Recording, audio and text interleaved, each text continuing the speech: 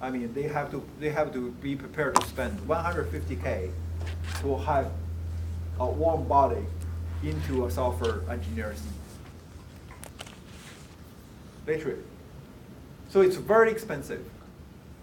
If you think about it, for somebody to work, I mean, for 150K, okay, how much is that each month?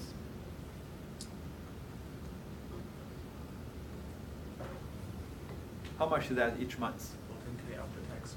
Hmm? About 10K after tax. Yeah, just say 10K, a little bit more than 10K. Okay, say 12K, 12K, okay, altogether. Okay, then so how many working hours in a month? Say we have 4. Say we have 4 weeks. 160, right? So what's the hourly rate? What's the hourly rate? $75, pretty much. That's the lowest end software engineer cost to a company. $75. How much is McDonald's paying? 15. 15 is a good one, actually, today. I mean, software engineer is expensive. Experienced plumber costs you that much. Okay, electrician costs you that much, but that's only entry level. Okay, software engineering is really costly, right? So even when you have something new to introduce, if you take a team offline and give them training, okay, you are paying a hefty price to adopt a new technology. That's why industry really want us to train you on Java, so they don't have to train you on Java. Okay? That's why they give highest score to you once you have Java on your resume, right? Because they don't want to spend this time, this cost of training on you, because it's take you a day to worth of training. Man, they already lost $500 on you. Okay? So that's a hefty cost to them. So essentially, software engineering is not cheap. And also software engineering, as you will see from later information and data, right now is still a little bit unorganized. Okay, we need more training.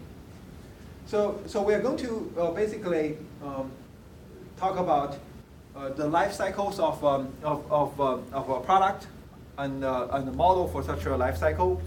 Life cycle basically is the product from beginning to end. What stages this product goes through, and how you do things in each stage. This is it. Sounds incredibly familiar, because in my syllabus, I've already seen these things. And this is going to be the things we are going to do and see thousands of times in this class. Requirement analysis, design, implementation, maintenance, and retirement. I mean, there isn't, you can say retirement. What is retirement for software systems? I retire my system all the time, right? Last term, all my software system implemented, all retired, right? Okay. I mean, just see how hard Microsoft is retiring their Windows XP. Okay, they have declared many times, we're not going to support Windows XP anymore.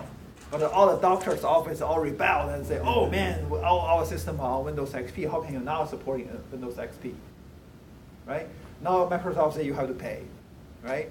We're not going to support Windows XP anymore, but you have to pay us to support your Windows XP now. Okay? Because that software engineering effort, they don't want to pay. Used to be once you buy a copy of Windows XP, you got the lifetime support. But now, if you want to support, then you have to pay. So retire a software system is not easy either. For us, our focus will be requirement, analysis, design, implementation, and a little bit of maintenance. Maintenance, basically 2 things. If you made a mistake, you go correct your mistake. That's why you receive thousands of updates on your cell phone every day. Or your computer. I need to reboot your computer. You say, go away. then it will come back. I need to reboot your computer. As it go away, it will come back to you, right? All the apps you have on your phone, probably at this current, at any given moment, you have 40 apps need to be updated, right? That's post-delivery maintenance. You already have the software installed on your phone. You already have the software installed on your computer, but you still need to get some work done. That's maintenance. Then somebody has to develop that app, have to code that app up, line by line. Okay? Yeah, you may have some automated generated code from the framework itself. For instance, your Android Studio will generate tons of code for you, for your app. But most of the code, you still, core functionality, you still need to implement yourself. You need to write that code. But before you write that code, somebody needs to be able to spell out what are the modules of your system. What are the classes? What are the objects? What attributes they have? What functions they have? What method they have? So they can work together to deliver the requirement. For instance, your weather app, everybody has, right? How many of you think you can code that weather app?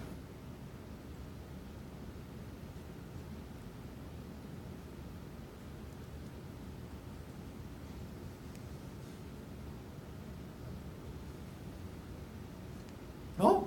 No taker? That's very similar to our class project. You actually have weather information out there you can pull for free. And you should be able to implement exactly a weather app like the weather app you have on your phone. Okay, nobody can do that. All right? How many of you think you can spell out the requirement for that app? How many takers? How many of you think you can? I understand fully the requirement of that app. How many of you think you can write a specification to another poor software engineer and have him do the job? Huh? No? Right? Then how many of you think you can lay out the code structure so another poor engineer can fill in the void?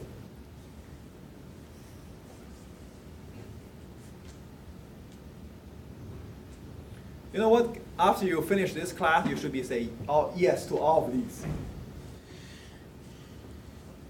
That's our class, basically. Okay? When somebody throw out, here's the requirement, I need the weather on my phone. Come on, guys. Give me your app. Do the job. Right? That's how your boss typically says things, right? Go do your job. I don't care how you do it, but you do it. Right? Then where do you start? Guys? If I say that's our project, what would you guys do? Yeah, right. Yep, very good. Yeah, you definitely have to start. What do you say? We want to use APIs. Yeah. Oh, okay. I think That's what I thought originally. It would be Yeah. very positive. First of all, you need to know how to create an app on your phone. Right? I mean, that's in Java pretty much. You download Google's Android Studio, you push a button, say I'm going to generate an app, it will generate a blank app for you. Doesn't even say hello world, right? It just generates a blank app for you. Okay, you launch an app, that app doesn't do anything, okay? Just give you a blank screen, okay? But you really have to figure out the requirement. What exactly is the requirement for this weather app? What kind of functionality, how you should implement this? Well, In terms of- presumably first it needs to check your location. and Well, then- you are getting into too much detail, Yeah. right? So that's later. I'm actually thinking at the beginning you just say, I'm in 97001. That's going to be my location. I'm hard-coded this in and get information first, right? Then I'm going to go fancy and I try to pull something get location information. Because that's actually not easy because you have to actually check with your location services in Android to get that information out. That's actually one more level of complication, right? But so essentially you can see that that's a very easy to understand requirement, right? You can't tell me you don't understand the requirement. Nobody here can say, oh, I don't understand what weather app is, right? Yeah, I could give you something fancy, you can say that, but this is nothing fancy. But this is, in reality, what people want you to do. Okay? Once you get, so essentially, why are we taking this class, or similar class, is when I see this requirement, I'm not panicking, I'm not saying this, I'm actually know the step by step I will carry out to get this done. Okay? That's basically our job. But what are the steps you follow to carry this out? Okay? Then that's when we talk about the life cycle of a software project. That's exactly the life cycle. What are going to be the steps you've taken so that when I give you this requirement of a weather app, and you in 2 weeks, 4 weeks will be able to deliver the weather app to me. Okay? That's the life cycle of the project. I like it so much, I need more features, I need locations, I need everything else. Yeah? Guess what? You have a maintenance job to do. Eventually, I can find a better weather app, I ditch your app, then you're ready to retirement. Right? That essentially is our life cycle. So essentially, in the requirement stage, we explore the concept and make sure we understand what the client really needs, actually. If you don't know that, you're going to implement the wrong thing. What's good about implementing the wrong thing? Nothing, right? Analysis phase, basically figure in detail analysis of the client requirement. This is time when you start writing down your specification about what exactly the customer wants you to implement. Okay? Then the goal is to pass on to somebody else to get the job done. Okay? So there is already here an interface between the product manager and the development team. You're handing over something. Okay? This handover is very, very important. This is the only way you can get teamwork going. If you don't have this kind of handover, you will never get real teamwork. Because then you are constantly talking to each other, you're not doing any work, you're basically discussing. Okay? Then once you have that done, you can lay out exactly what components you have. In Java, that will be what classes you have in your system. Their attributes and their methods. One thing I want to talk about is computer science in general. The concept is incredibly simple. You may feel that all the classes seem to be really complicated, but come down to it, there are only two things you need to keep in mind. One is data. The other is action. Okay? No matter what kind of classes you're taking, so always come to one or another or both. Okay? Well, so basically, data is the information we need to process. Computer, why it's called computer initially? Because initially it is just to crunch numbers. Input is number, coming out also numbers, right? Happen to be we figured out a way to encode a lot of things into numbers, and now we can crunch numbers to actually process a lot more information. Okay? So essentially here, in the design stage, you have to clearly say what kind of data you're processing and what kind of algorithm or action you are conducting on that data. Okay? No matter what kind of, any class you go, either about data or about operation algorithm, or both. Okay? Nothing else. There's nothing else in computer science, in computer program. Just data and action on this data. I mean, no matter it's your weather app, or you can say a fancy AI system, same way. Same way. You may say, oh, wow, deep learning sounds so great, so wonderful, and everything. It's basically an in and out system. Essentially, I set up a big web, which is my program. I just shovel lots of data into it. And so let the program to figure out what's the weight on each edge.